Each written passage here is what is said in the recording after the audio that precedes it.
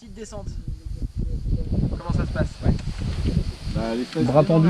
Ouais, Les fesses en arrière. Puis sur le frein. Oui.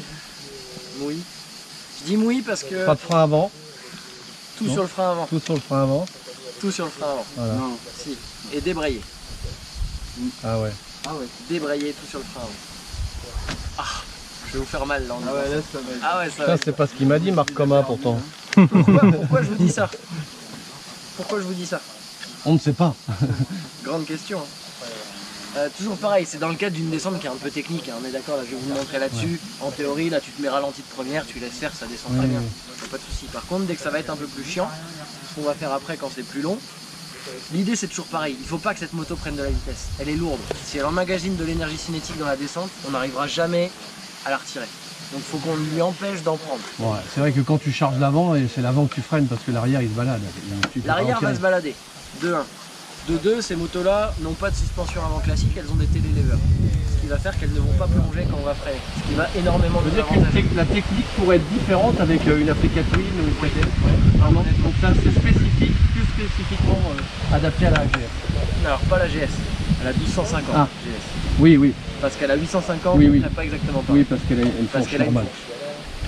Elle a une vraie fourche. Et ça c'est vraiment différent en termes de conduite. Là vous allez le sentir, vous allez être vraiment à l'aise dans la descente et vous allez pouvoir jouer avec votre frein avant, la moto elle va pas faire ça. Là où sur une 1050, une Africa moto elle va pas faire ça, vu qu'elle fait ça, et ben on perd le grip et c'est la merde. d'accord. Et là on l'a pas ça, donc c'est un gros avantage. Ok. Pourquoi débrayer maintenant?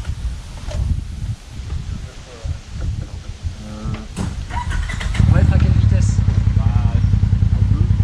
On va être moins vite que le ralenti moteur. Donc si on laisse l'embrayage, il va nous pousser et nous, on va essayer de freiner.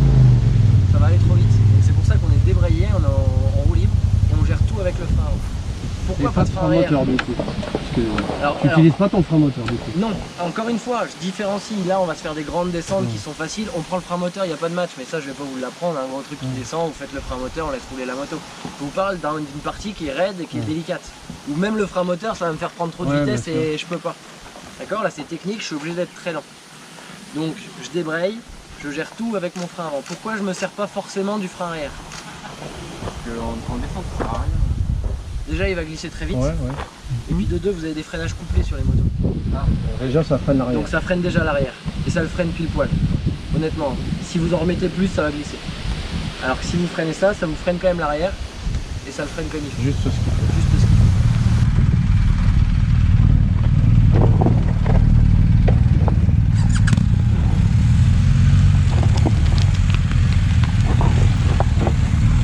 Bon bah là on tente une petite descente dans la cravasse. Donc c'est embrayage frein avant, l'arrière on s'en fout puisqu'on a les pieds au sol.